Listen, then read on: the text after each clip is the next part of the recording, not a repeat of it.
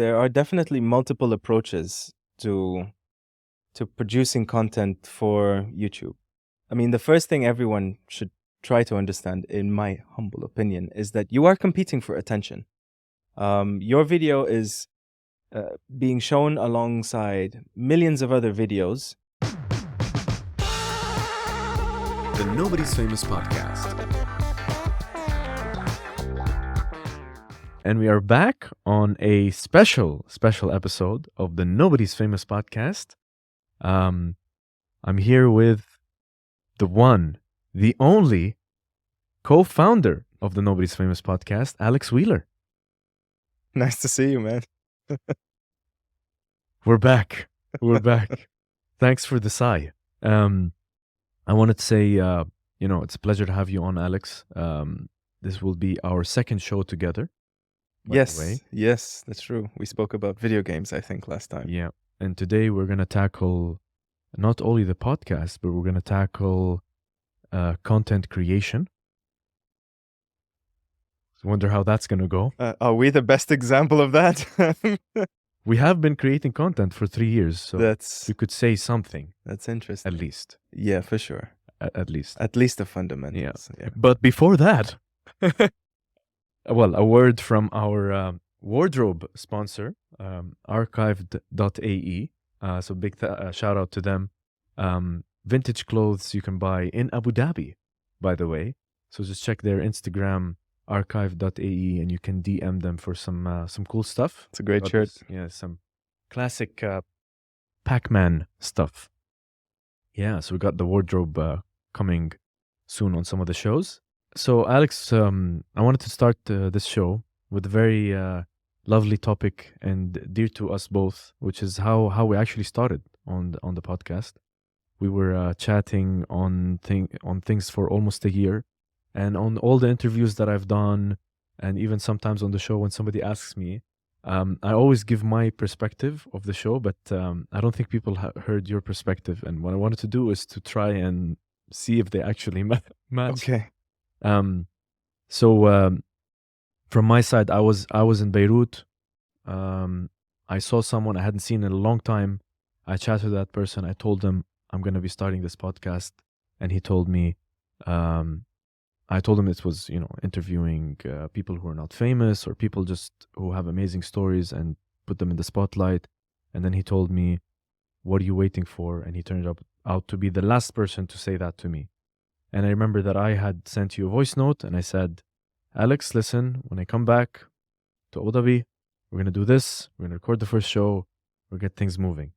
And you ignored my message, basically ignored my message. And I think it was a few days later, you had sent me a video showing me all the stuff that you had bought. And you said, your move, Mr. Rifai. So am I right? Yeah, I think that is more or less how it happened. It's funny. I read something about how memory works, and it's an interesting comparison because it's a sort of a recollection of your perspective and my perspective. And it turns out, most people have this image of memory as like a library, and things get filed away in books, and you just pull out the memory. Turns out, actually, your brain recreates the memory on the fly whenever you try to recall it. I recall a little bit of back and forth before this point, which was, I think you just asked me.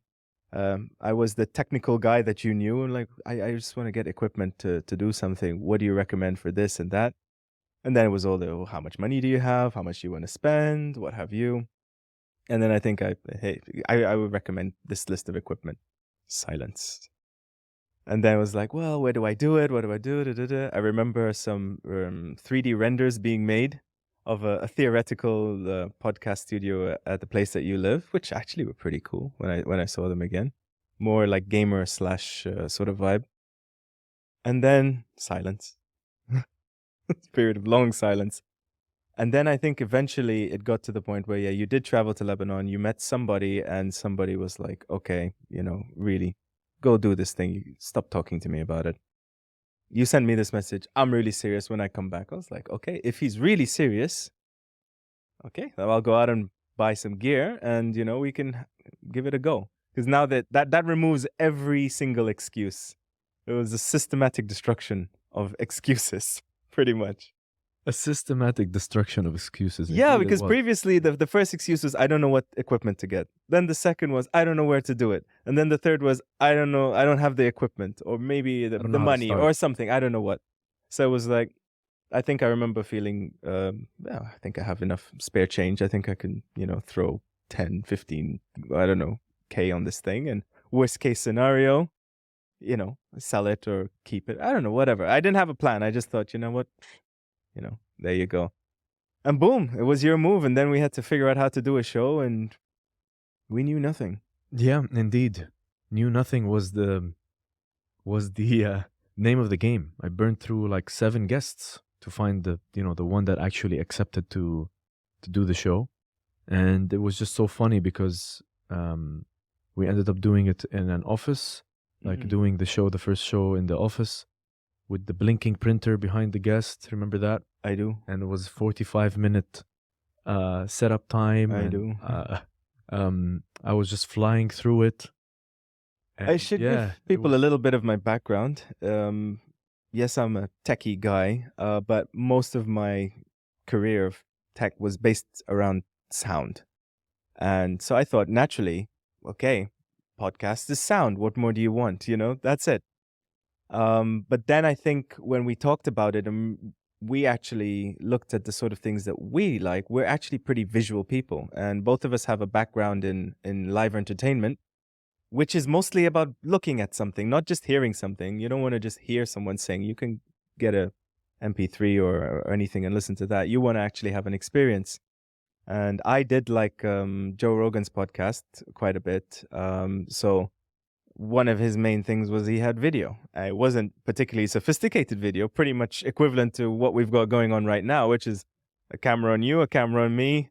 Thank you so much, But somehow that added more, because a lot of human communication is not just, we communicate with expressions and hand movements and all that sort of thing. So I felt that you were getting something more for not much more effort, but I realized I then knew nothing about video. So there was the learning curve there. So yeah, that when people ask or I talk about that specific aspect, I tell them the same thing, what you just said. So we're aligned on that matter. Okay. And, it was one of the things that really stuck with me as well, because I had told you that, yes, because you actually suggested, why don't you do a podcast? That's what I remember you suggesting, and I told you, well, I wanted to do video, and that was the. Do you remember what did you actually want to do? It was gaming. It was a gaming channel. That was the initial concept. Really? Yeah, it was the initial concept. I have no recollection. That's why we did that that 3D render of the studio that looked a bit. So you wanted to be one of these guys who you have, something like capturing your screen and you're playing a game and talking about get it, this sort of thing. That was the plan. That was the plan. I had actually dabbled into it earlier before we spoke. I was actually recording my like my gameplay and speaking over it, and that was the initial concept. And then I started telling you about my blog. I was telling you about like this is how I write about people, and he was like, "Oh, why don't you do a podcast?" And we started talking about the name, wondering what we should do, and that is where I'm a bit confused, because if this was before Lebanon or it was sorry, whether it was before the gaming thing or after, I couldn't remember what the timeline was. I have no recollection of conversation about the content that you wanted to do. I know you were into games and collectibles and action figures, comics, and this sort of lifestyle. The lifestyle. It's a lifestyle choice, by the way. But I remember we were in the second office and we were chatting, and that's when you said, why don't you do a podcast? I said, okay, but I want video. And they're like, okay, we'll follow Joe Rogan's format, more or less. Yeah. That's the conversation I remember, and then that's when we started to look at that. The appeal of it for me was one, I'm a gearhead, so I do like to get new gear and figure it out. That is part of it. So that was me doing this your move thing was also for my benefit, because I was like, hey, I get to play with all this gear I don't know how to use and try to edit video, which I don't know how to do. And all of that stuff. So there was that challenge, and also there was a third challenge, which was two people can have an interesting conversation between themselves, but it isn't always necessarily obvious that that conversation would be interesting to a wider audience. So how can conversations be structured yet feel natural and still appeal to the more than the two people who are just talking? So I was trying to crack that code, and you can let me know if Still if trying to crack it. We're still trying to crack it. okay. For sure. Yeah, we're still trying. What makes a great conversation? If I can flip it on you just for a minute. I think what makes a really great conversation, there's a moment that happens when you're chatting with somebody. You're really like focused. You're really focused on that conversation, and you're just in it. You're actively listening and waiting to, either add or disagree with somebody, and then there's a nice volley back and forth of ideas, conversations, but where it's even better or gives you the validation is that if there's people around you who are in the studio, for example, listening to the conversation, they're also like, they just lean back, and they're actually like, really thinking, and they feel like they want to say something now. That happens to me a lot. Like when I'm watching something, I feel like I want to say something, means, this is a So that great feeling that conversation. someone wants to contribute, yeah, that's one of the I used to watch Joe Rogan and think, oh, he's just talking to people, but then I realized that no, there's an element of the topic being interesting, or it's controversial, or it's this kind of what do you want to call it, like a one-upsmanship that can happen between people. Like, somebody tells a story, oh, when I was climbing this mountain, and man, it was like I looked down and I thought that was it, we were gonna die, and the next person's like, that's nothing, and then so there's a sort of an escalation kind of a dynamic, competitive kind of sort of thing. But I never really knew how to. It's kind of like what's the saying, capturing lightning in a bottle kind of a thing. So Yeah, still cracking the code. still cracking the code. And also it's Mm. it's very easy to fall into the, oh yeah, I agree with that, oh yeah, I agree with you, and there's always like this agreement in shows. There's never like challenge. There's never like, what you're saying is wrong, by the way, Yeah, sorry, I need to go back a bit and tell you that this point that you're saying is wrong. So we tried a lot to, because when that's you watch when you watch it, you feel like, okay, they're just agreeing with each other. There's not really any excitement. There's no drama. There's no like, okay, somebody challenge him on what he's saying, and you're sitting watching it from your laptop or computer or whatever, and you're like, oh, that I don't agree with that. Tell him something. that's true. I mean, I also thought that sometimes people watch these things, or at least I used to watch Joe Rogan, because the hope was that the guest or Joe would say something that I would find either uh, educational, or something I didn't know, or a perspective I didn't think of, or I'm watching to learn something, and there was a weird sense of, when I watched that podcast and when I watch any podcast, strangely, I have the sense that I'm in the room, like I'm part of the conversation, like I'm here, but I can't talk, but I feel included in the conversation. So that was one of the elements. But That's definitely hard to do, for sure. yeah, But I think there were some shows that we did where we captivated, the audience. They learned something, and we did our best to challenge the guest at some point. And mm, I think sometimes it works and sometimes it doesn't, especially with preparation, with the mood of the guest, the mood of the show. There's a lot of that, but it can come and go, I think. yeah, that's true. This next section, Alex, for me is exciting. I wanted to talk to you about the first 2 seasons that we did together of the show. Here is some of the.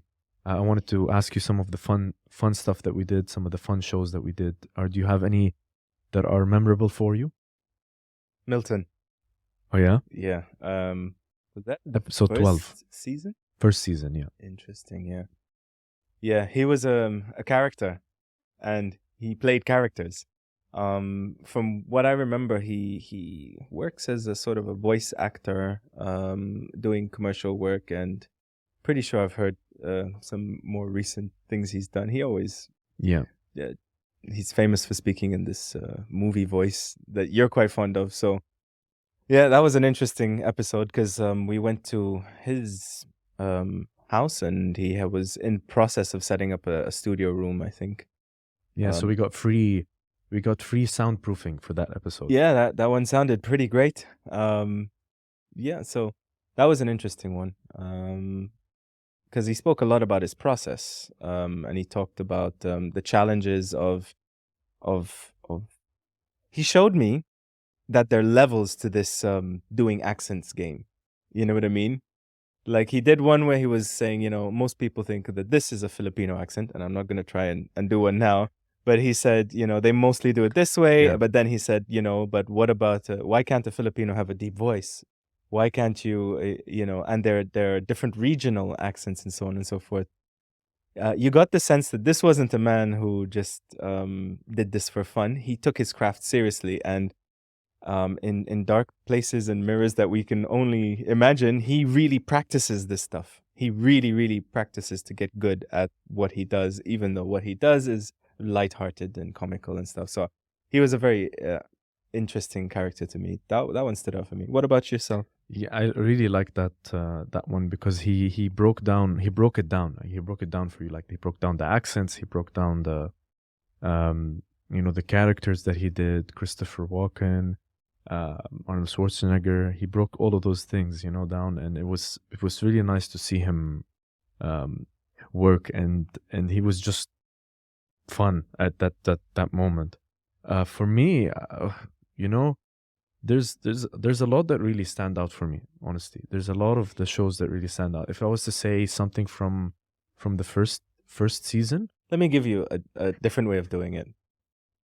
YouTube comes out with some policy. You're taking up too much data on our servers. You have to delete everything except 2 episodes from the first season. Which ones do you keep? oh my god, I would keep Patrick's one. Okay. I would keep Patrick's episode number 4. Okay. This is not to, by the way, this is not to discount the other episodes, but it's just, I don't know, there's something about that one where he just completely flipped the whole show, started asking me questions, and it was just funny, and he's like awkward funny in that show. It was weird, but it was fun. It was a show that almost didn't happen, right? Oh yeah. I It was 2 minutes before I told you, listen, I'm gonna cancel this show. yeah, Because everything was conspiring against that yeah, show. I remember you were trying to pick up the luggage from the mall, and you were hauling 3 bags to come up to the house. It was so funny. I was, yeah, that was. But it was one of those gone so far to not reach the finish line kind of thing. So I was like, no, we Yeah, have and to get this show, and yeah. that was a good thing we did. Yeah, That was it a turned good- out to be the most viewed at the Mm. time, and it really did really well. So I would definitely keep Patrick's one. But man, you asked me for a second one as well. I mean, it's tough because Julian's show, episode 11, was great. That one was great in terms of like the edit that you did, which was, I mean, the show initially was actually 2 hours. And we had like the best, which was around 30 minutes. But if I was, it's between that and I don't know, man. I was more torn about that show than you might have realized, by the way, because we were talking about Joe Rogan. He pretty much has a guy like Bruno from Subsonic over there, literally just cutting the cameras, and it's live. And once it goes off the air, they just render the file and upload it, and that's the episode. Whatever happened. Whether there was a massive argument or whatever, there was no cut, there was no edit. So I broke that, but I was torn because in one sense, I know how easy it is to go through content on YouTube. It's not like when you go to a movie cinema, you pay to see the movie, you're committed. So you're going to commit at least 20 minutes of your life before you walk out of what is turning out to be a bad movie. And then it just gets worse and worse from that. when you're on Netflix, you might watch 5 minutes. When you're on whatever, but when you get to the point where your main audience is mostly on handheld devices, which at any point can send a notification, someone can phone call, and you can swipe and swipe and swipe. There was this pressure. I was like, okay, what if people lost the great parts of the episode just because we were not able to hold them to those parts? What if we spent too long setting up the thing and we didn't get it? So it was a kind of a painful experiment to sort of figure out, to answer the question, really. And the answer is inconclusive, because I remember enjoying that whole conversation.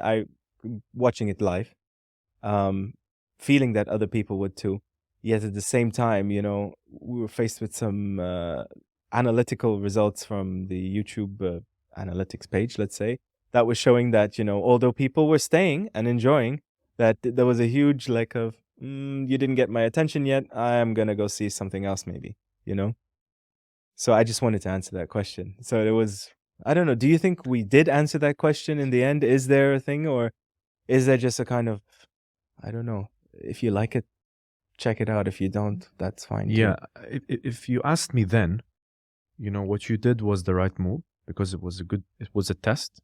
But with any test, there's a risk, right? So if you asked me then, it was good that you took that risk to do a 24-minute episode of a 2-hour show. If you ask me now, what an interesting thing that we could have done or would do, for example, for the future, is we would keep both edits. When last time we were talking about it's either this or that. So if now the situation arose, we could probably have both and then give people the choice. The only thing that is difficult with that, and I think maybe some content creators would agree, is, they would say you're splitting the audience between basically two kind of like pieces of content, whereas we could have done like one full longer edit with pieces of each one of them, or put the time codes. Because also we started learning after that, and then YouTube, the longer the video, the better. Do your best to make the content great so the retention time affects, and it helps when it's a longer video. It's true. So maybe we're getting ahead of ourselves here, but there are definitely multiple approaches to producing content for YouTube. I mean, the first thing everyone should try to understand, in my humble opinion, is that you are competing for attention. Your video is being shown alongside millions of other videos.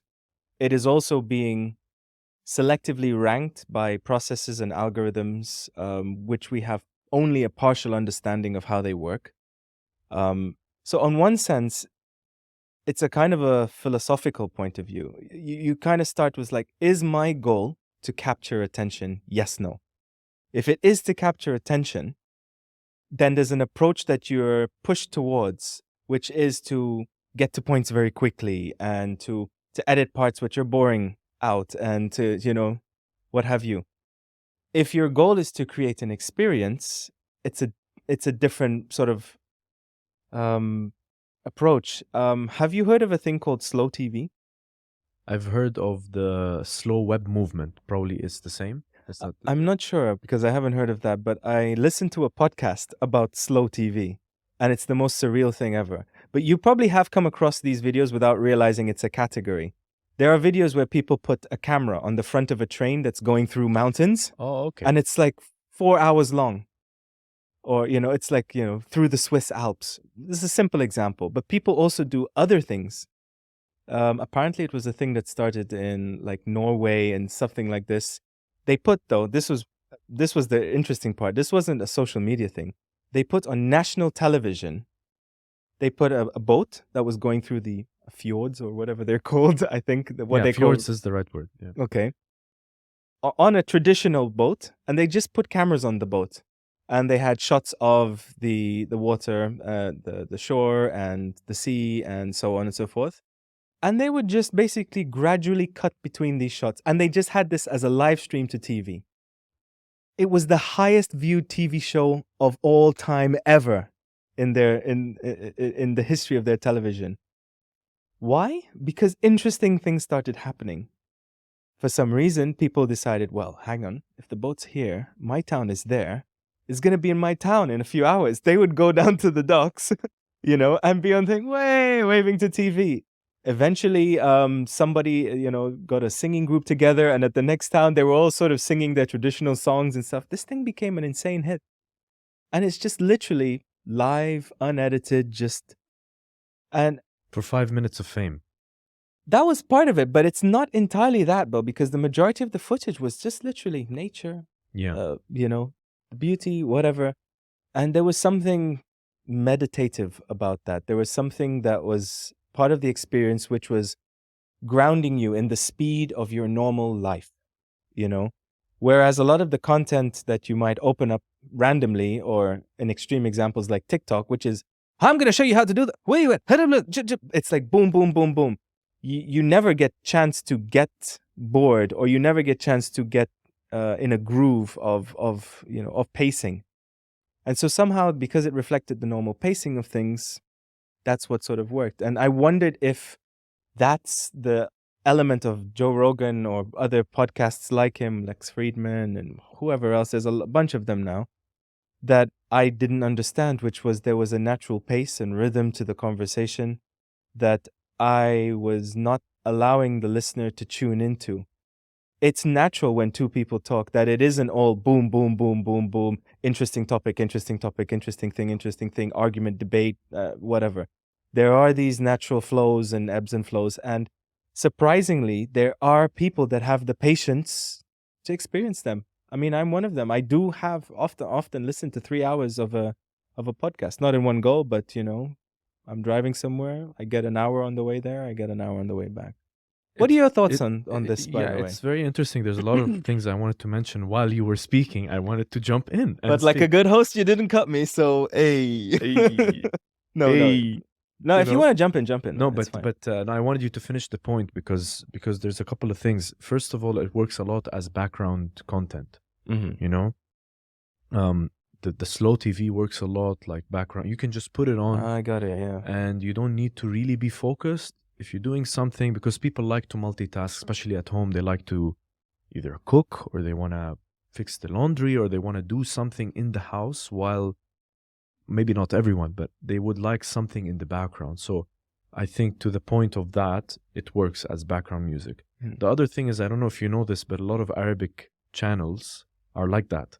There's a lot of like nature of like a country, but there's music also playing in the background. Yes. Not necessarily sometimes live, but there'd probably be photos, for example, Yes. of a certain region Sort or of a something. montage of the culture and the food, and just with the it's songs playing and that sort of just thing. that. You would go to the barber, or you would go to like I don't know, a salon, or just any cafe or something. Sometimes that's on the TV. Yes. It's just because there's a TV has become like, we so discount the TV nowadays, but it's become something that is even if you don't watch it, it's there, right? It's there and it's playing in the background.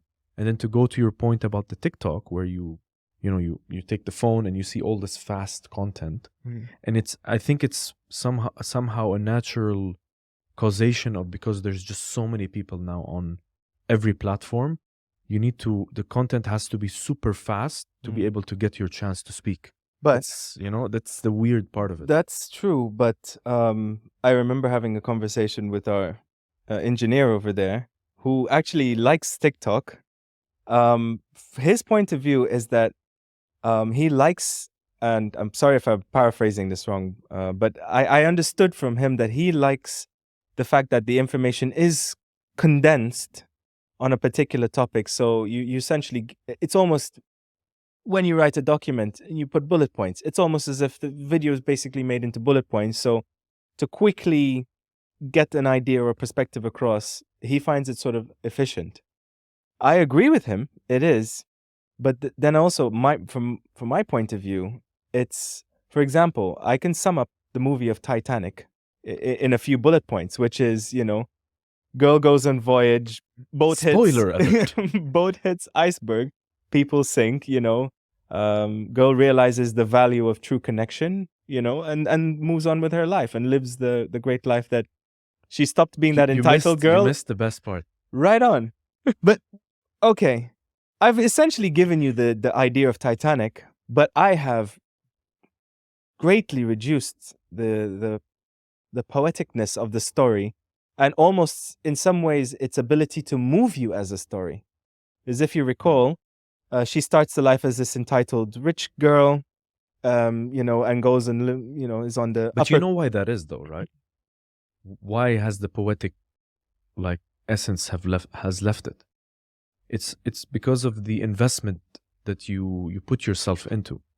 There's something The that time investment. the time investment, the investment you put into character development. And I mean, maybe Titanic is not the best example, but for example, if you watch something like, I don't know, Lord of the Rings, or a trilogy, or Yeah. like a bunch of like movies, I don't know, Harry Potter, whatever, you invest time in character development, even like TV series. But that's how you make people.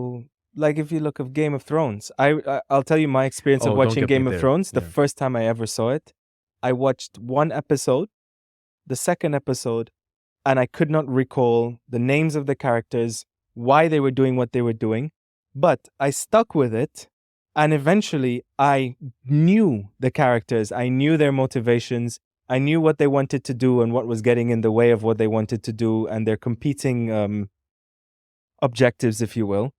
And then I started to care about, certain characters winning and certain characters losing and so on. And I think that is what grabbed people into the phenomenon. If you essentially bullet pointed what happens in Game of Thrones, well, you can have that experience if you want, because you can watch these season recaps.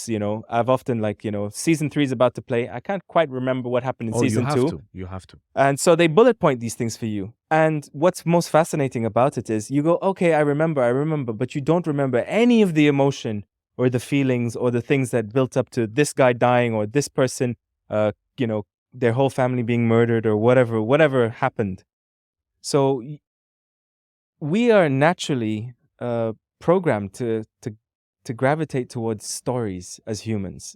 You start something in a story form, and immediately there's something that shifts in your attention. You say, Alex, what happened to you today? Man, you wouldn't believe it, man. It started from the minute I put my first spoon of breakfast in my mouth. Now you want to know what happened. What happened when you put a spoon of breakfast in? So if you cut out that story form and you go the TikTok route, yes, you do get your information across, but you can argue that it's without impact and presence, and it doesn't move the emotions. And I think you have to move people's emotions to move their perspective on a topic, or even change their minds. People change their minds because they're emotionally convinced. No one ever changed anyone's mind with logic, no matter how convinced they think they are. It's because X plus Y equals Z. Can't you see that? No.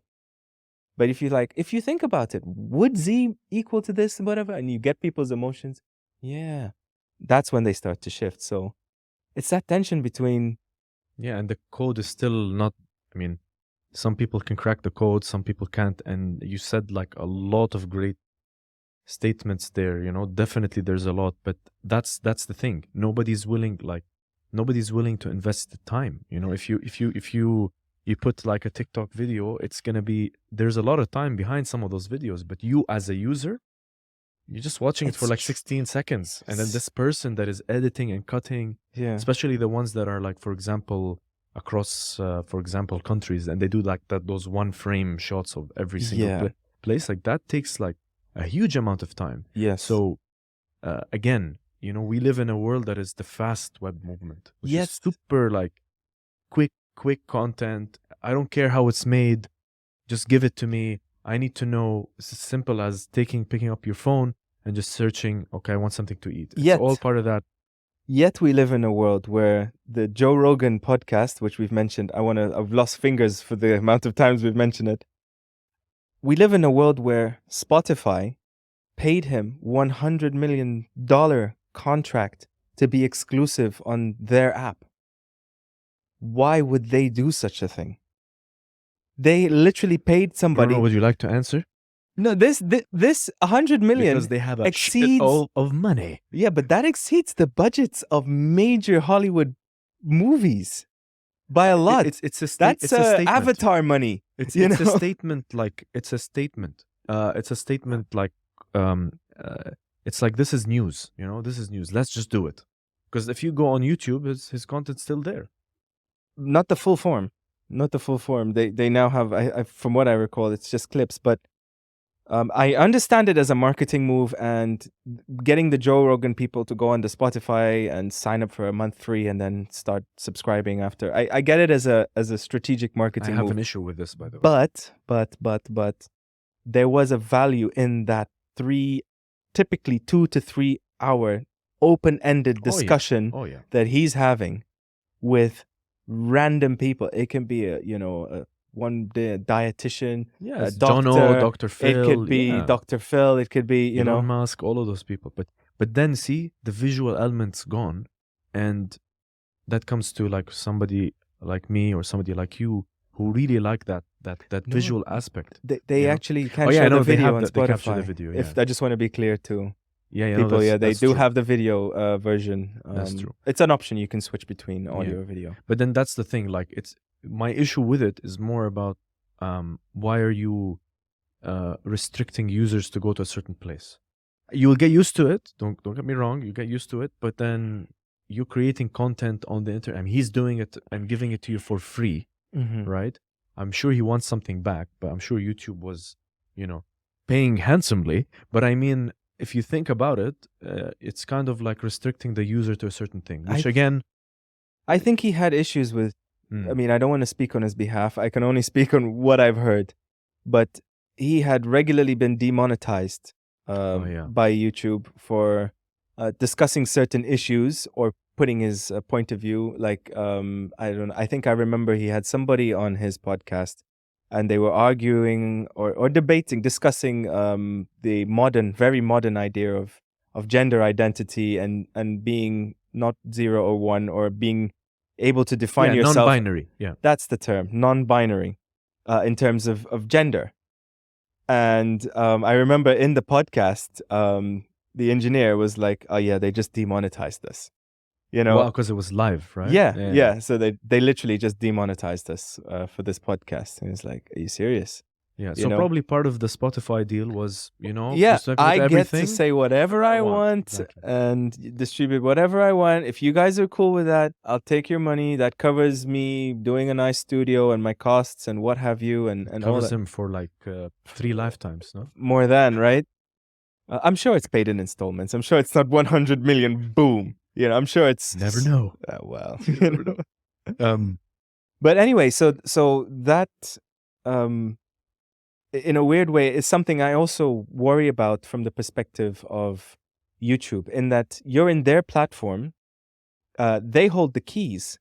And if you've invested a lot of time building an audience on there, they at any point, for any reason that they see fit, or even by mistake, can actually just say, we're blocking your account. You can't log in. That's it. You're blocked for a year because of a mischaracterization or a mistake that you've made or what have you.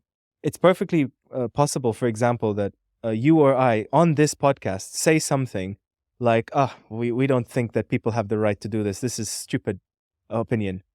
Then people push back and say, guys, you didn't consider it from this point, that point, that point. And we might want to actually get on there and be like, you know what? I want to take that back. I was uninformed. I want to apologize for this, point of view. And now there's nothing wrong with apologizing. There's nothing wrong with updating your views. I have updated my views on many topics throughout my lifetime, be it politics or be it whatever, spirituality and so on and so forth. My views grow as I grow. Why can't I update my views, apologize or what have you? They can't. Who you are online is who you always are online. Because it's frozen in time. It's like a photograph. Yeah, you're immortalized, but this is part of the cancel culture now, by the way. Well, that's it. I think it was Dave Chappelle who said, like, no one gets mad at a photograph for not representing, who the person is right now. So, back then when I said this joke that you now take out of context, that was perfectly aligned with the culture at the time. You can't look at things in a vacuum. You can't escape it because that's what's happening right now. You could say something today on a show, right? and then tomorrow it's frowned upon to say that. Somebody watches it the next day and they say, "Oh, cancel this person." Yeah, Maybe your news wasn't up to date by then, but that's how the world is but right then now. you're left with two options. One is to Conform, to put, well, yeah, one is to self-censor essentially. Like, I would which actually, was what we were doing. yeah, I would actually prefer to say F this and F that, but instead of saying the actual word, I'm just saying F this and F that, or I'm not even referring to any profanity, least the algorithm pick up that I've, sworn and put a label on it or downrank it or whatever. So it's either you conform, which is, in my view, it's in their right to do that because you're in their platform. You're not paying anything towards the cost of maintaining or upholding the infrastructure of YouTube, which is impressive and vast. So it's their right, it's their system. They can have their rules and you can like it or leave it. And then on the other side, you can just push on regardless. Say your opinion, claim your free speech if you're in a place that has that sort of perspective on human freedoms. Most places do to some degree, and take your chances, man. And I know a lot of people who've taken their chances that are now getting, like you said, cancel culture for surprisingly, shocking reasons. I've heard people, who have been canceled because they've used the N-word to refer to, people of black skin color in the context of them saying to people, don't use this word. Oh no, And that's they've too been much. canceled. But that's the point, to certain people, there is nobody who's too. I want to say, this is the first time I think I ever use this term, woke. Oh my, I don't even know. There's a term called woke, Now apparently, everyone's and saying it you're not refers, woke. yeah, it refers to Just how being in aware. sync you are Yeah. with the sensitivities that people are now expressing as part of this individualistic movement of, I have the right to define anything I want about me and the way the world appears to be to me, and I have the right to be offended and Are you push woke, back on Bruno? this. Are you woke? Are you woke? Get him a mic, somebody. Anyway, so that being said, Ali, let me ask you a question. So it's a little bit about the future of this podcast. Now, you're moving to another country soon, and the country that you're moving to is famously liberal and inclusive. And actually, the basis of their laws currently, on free speech, essentially put a great weight on inclusivity and people's personal sensitivities to being part of what you can characterize as certain groups within society and culture. So, in some sense, how are you going to continue this podcast in, let me ask it a better way. Do you think you'll feel the freedom? Because to some degree, we were always concerned about not crossing certain lines based on the region of the world that we're in, and people are sensitive on certain cultural lines. But there, you do have a kind of a freedom, but you also have it within a certain box. How are you going to approach this once you're doing your first podcast from your new home in Canada? Indeed, in Canada, probably the toughest question I've ever been asked, I think so to date. And it's interesting because when we were looking at stuff here, there's certain things that you naturally know, there's certain lines you naturally know not to cross. When I'm going there, it's probably going to be a situation where I'll be doing a show and I'll say something and I won't know that this is something that is an issue because I won't naturally know it. So probably one of the first things that I have to start doing is, believe it or not, read up on certain terms, read up on certain laws maybe. I'm not sure if that's the way how I can get my information, or do I have to just engulf myself in the culture for a couple of years and then I'll say I'm ready now. It's going to be a very tricky one, honestly, to navigate, but the goal is to censor less and to, I would say censor, but I'm saying like cut less and to kind of like have interesting and meaningful content while still staying in the context that people want to watch, but also not shy away from saying the things that need to be said, So which is very, very tricky. let's take a little deep dive into this. Obviously, we're new to podcasting in the grand scheme of things, but pretty early on in this podcast, we had an interview with a photographer who's based here in the UAE, and although he is has renown and is well respected and he's very good at his art and his craft, part of the nature of art and craft in photography is that you are somewhat free to cross lines for the purposes of artistic exploration. However, when that crosses with certain cultural beliefs and cultural norms, there can be friction there, you know?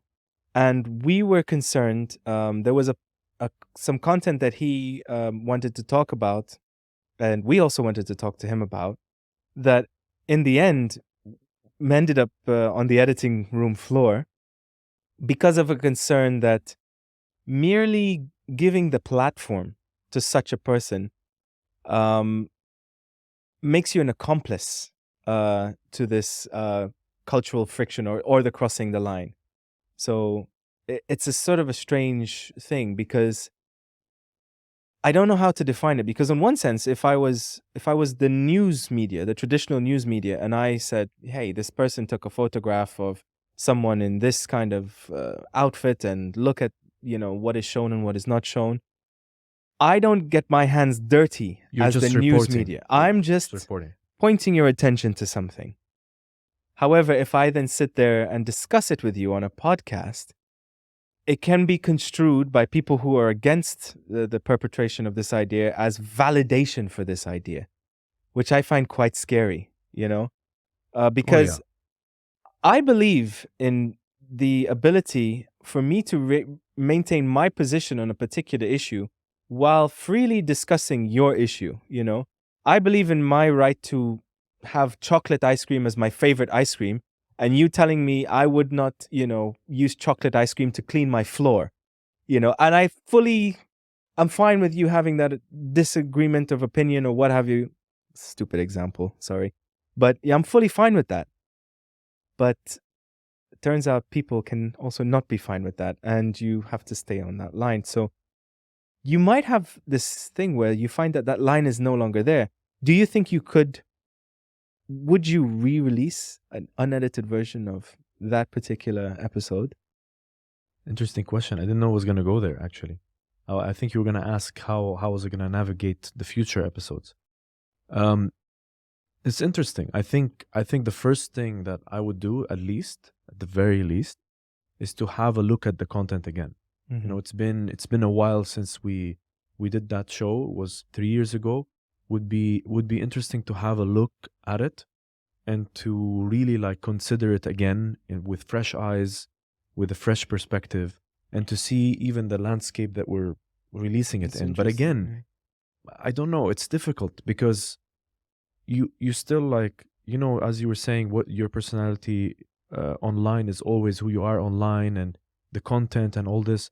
And still you're going to have situations where people are going to say, well, you discussed it and you opened the subject, so clearly you are validating it and something like that. But this is, you're giving it your platform. You're giving it your platform. You're giving it the time because you can't have it both ways, right? If I'm creating this platform and I'm I have this platform for the unheard, the unspoken, the downtrodden, the people who are behind the scenes. There's an amazing concert and no one talks about the sound engineer, right? If I'm doing that platform for that, and I really want to do that, and then we get flack because we are giving the space for somebody else to talk about it as well because he was unheard. Well, let's play with the settings for this topic, if you like. Let's adjust the settings. You said an amazing concert, and no one gave any highlight to the sound engineer. So you're talking to the sound engineer on this podcast.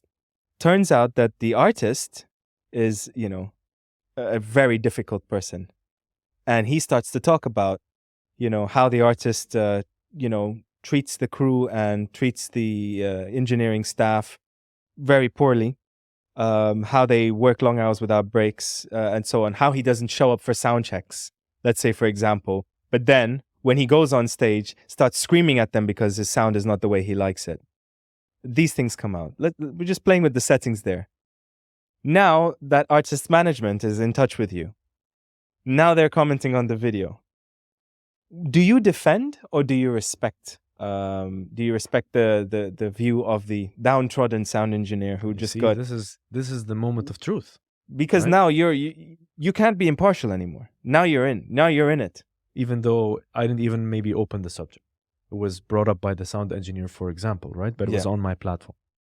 See, this is the moment of truth. And this is where it gets difficult for content creators, and this is where it gets weird. I'm sure, like, people who are in that position, they probably have a team. They sit, they discuss on a response. Yeah, and what they'll do in the comments, they'll just write fake news.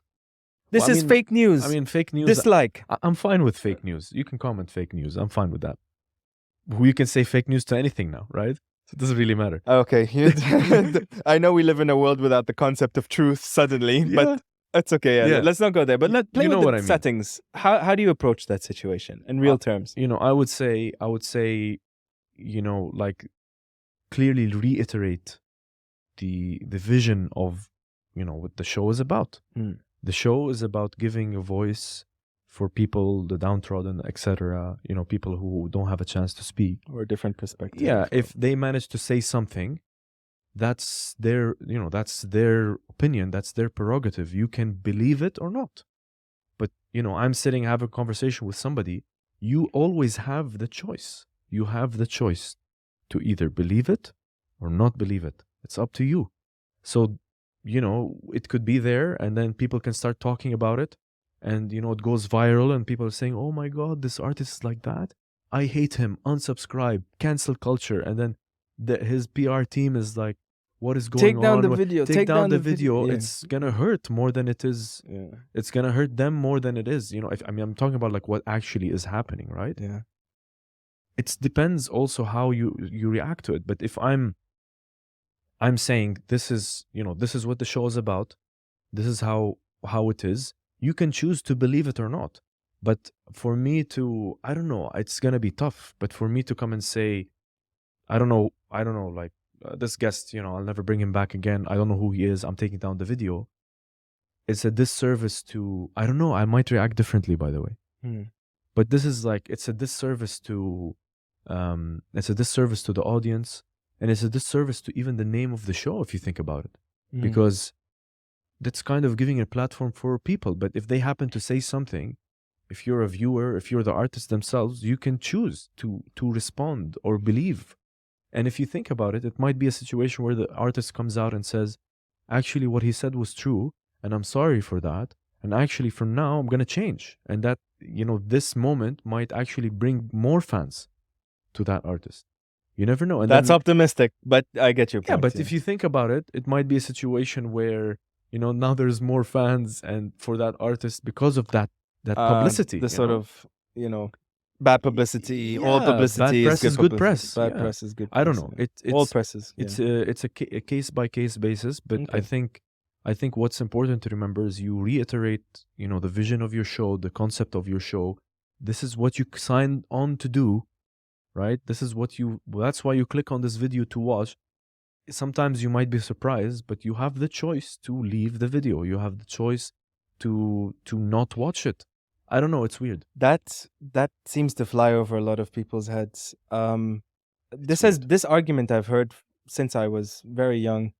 I remember in the UK, there's a channel called Channel 4.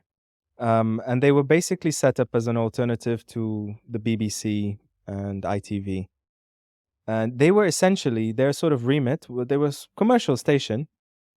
They played ads and stuff, but they essentially focused on everyone who has sort of alternative culture, alternative British culture. So a lot of the strange British comedy shows were funded by Channel 4. A lot of the, they would do a lot of content for people who are gay and for and you know, these sort of niche sort of things. And part of the thing that you can do in Britain is you can write a letter of complaint to the government watchdog, which is the regulator for the broadcast industry, which sets the rules of, you know, you can't swear on TV before this time, you cannot show nudity on TV before that time, and so on. And you can write a letter of complaint and so on. And people used to just write these complaint letters and complaint letters. And it always puzzled me. Why would they go to the trouble of writing this letter of complaint when they could so easily change the channel on their television, But turn off the But television? that's a cultural thing, man. I, It's if you don't like what's on the screen, you can turn it off or change it. Why do you need everyone to conform to your particular but it's value like system? you're propagating. If it's people think that if I'm not doing something about this, then I'm propagating this culture, this thing, and you know, to kind of sum up kind Okay. of my answer to this whole thing, it's there's always should be balance in everything. There should be balance in. You can't have an extreme on one side and an extreme on the other. I, There I has to be some. I get it to some sense. It's humans and their tendency to group themselves and tribes. So, you know, like we might be all the group of people who like podcasts, you know, but then we in competing groups of, you know, you might be the group of people who like Volkswagen, I might be the group of people who like Mercedes and so on. And then we can have a disagreement of who makes better cars, you know, and so on and so forth. But my membership of a different group need not make me kind of go, you know what, I'm gonna, you know, use financial tricks to short the stock price of Volkswagen, and I'm gonna, you know, publish bad news about their cars and attack them and so on and so forth. It's But fine, then you that know what goes I back mean? to ill will, and you know, I get it. I some mean, people have, you know, they might have, you know, these kinds of like, you know, tendencies or ill will about that kind of stuff. You know, it's like if you're not doing something about it, you're propagating. You're part of the problem if you don't do something about it. but you're the one who's defining it's a problem in the first place. You know, you're defining a problem that someone has a different viewpoint to me. Not you, but you, the person who's doing this. And then you're going about to solve the problem by complaining to Big Brother or Daddy or whoever it is. I find it. What we want is we want variation in human culture and human history. Do you want all music to be hip hop? Do you want all music to be house music? You don't. You want variation in personality and in attitude and in whatever, you know, is what makes things life interesting. Yeah, You know. the luxury of choice, Mm. the luxury of experiencing different types of cultures. I mean, generally, that's why the world is the way that it is. That's why you have different countries, you have different languages, you have different experiences. And I think, Mm. again, I go back to always just balance between the two. There can't be like one swaying in the form of the other. Okay. Where to next? Alex, I want to say that this has been a great chat, very flowed conversation. We talked about a lot of topics, and I hope we do this again. For the third time, you know, at least in Canada, you can come visit. We do the show there. Where are you gonna go in Canada? Toronto. Ah, the big city. Yeah. Yeah, I'd love to come out to Canada. I've got family in Winnipeg and in Ottawa. Oh, there you go. So yeah, There I'd you love go. to. A reason to visit. Mm. And I wanted to just close this off by talking a bit about the future of our show. Where do you think it's gonna go? Where do you think, you know, what are the challenges that we should probably face? Things we should change. Maybe we'll sum it up, and you know, we can banter a bit about it. I'm very interested to see the first show in Canada for sure, because you'll be in a new sort of cultural situation. They're open-minded and very tolerant and accepting there. I'm very interested to see how that one plays out. The future of it is, it's kind of, you know, the future isn't written, you know. I would say that that's a tough question. There are many minefields to avoid, especially when it comes to having open conversations and dialogue, and whether it's from the platform side or whether it's from the, you know, political or what have you. I was saying off camera that I'm not that worried because we're both very tolerant people. We are the way we are, but we're fine with people who aren't the way we are. We are the ones who, if we don't like something on TV, we would just change it. We are not the ones who would be like, I need to make noise about this. This is a big deal. No. We have that filter.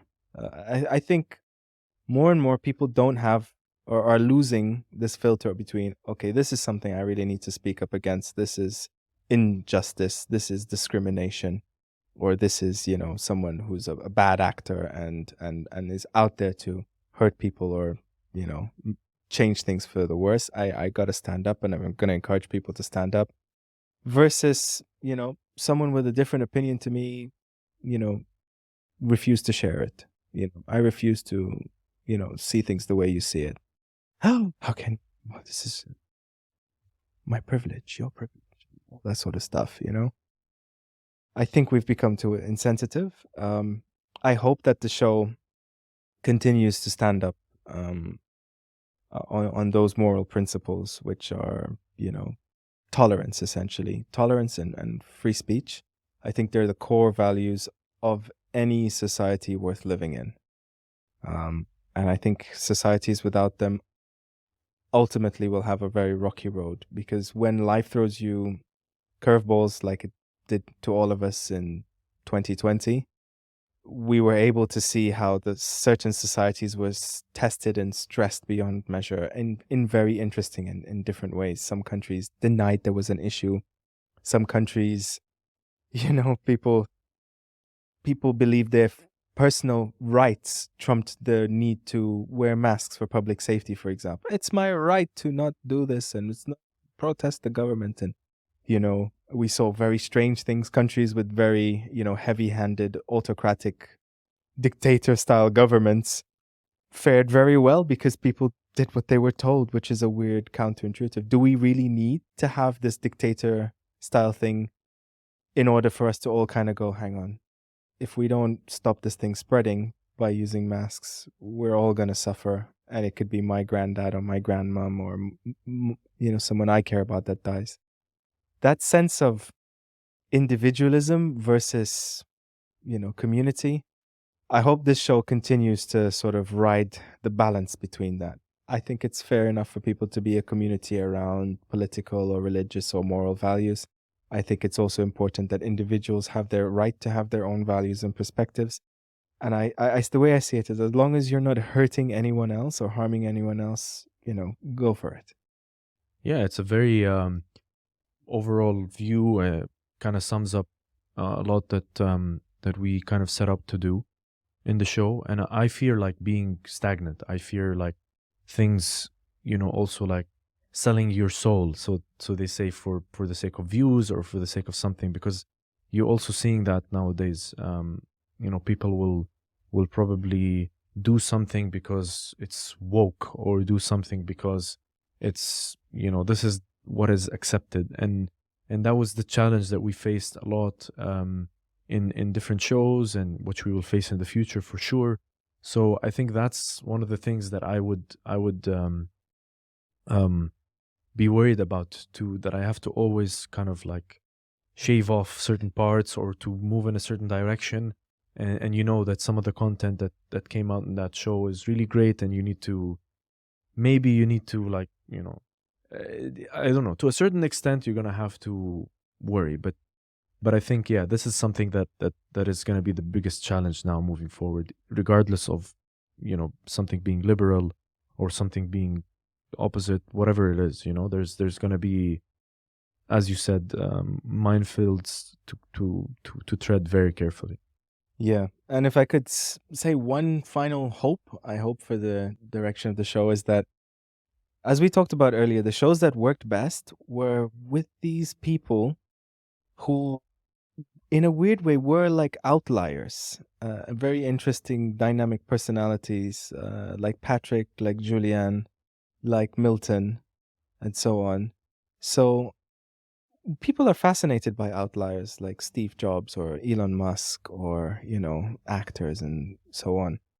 Um, But there must be outliers who are not, for whatever reason, they didn't start a huge technology company like Apple or SpaceX or like Elon or whatever, but they're just among us. And I think we've stumbled onto a couple of these people, and that's when the magic happens. So I would say if there was anything we could develop more, it's that sense of this is an interesting person. There's something different about this guy. He's like an Elon Musk without doing any of the, impressive things for humanity, but they have that je ne sais quoi, whatever it is, factor to them. They're just this, outlier kind of a character. And if the podcast grew to mainly highlight these kind of people, people might see them and appreciate them more, because one of the big problems of our time is we attack and we pull down these people like Steve Jobs and Elon Musk, and we attack them for being different, when it's their differences which actually lead us into new and interesting futures. Amazing closing comments, Alex. And I want to top it off by saying, that what we set out to do was really to showcase, as our motto says, showcase the extraordinary and ordinary people. And they exist. They're, the voices that are unheard. They're the people that have these stories that are worth listening to. And it's amazing that we're actually putting some of the name of the guests alongside, the likes of, Steve Jobs, Elon Musk, in terms of, what they've achieved for the world.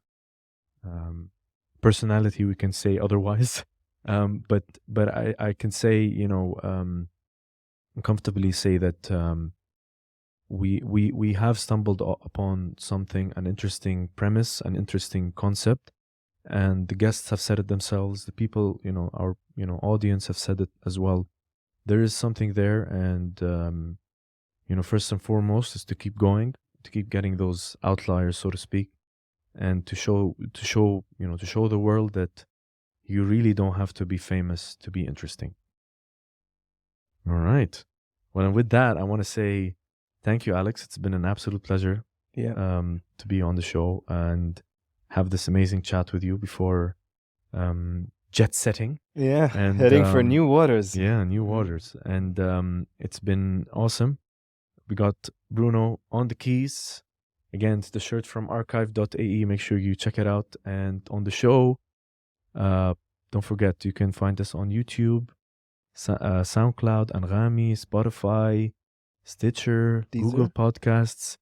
These are still pending for some reason. Tidal? Tidal, it's probably there. If it's a podcatcher, we're probably there. Okay. Yeah, and of course, Apple Podcasts, and you can watch us on YouTube. And we'll be with you all the way. All right. All right. Woo.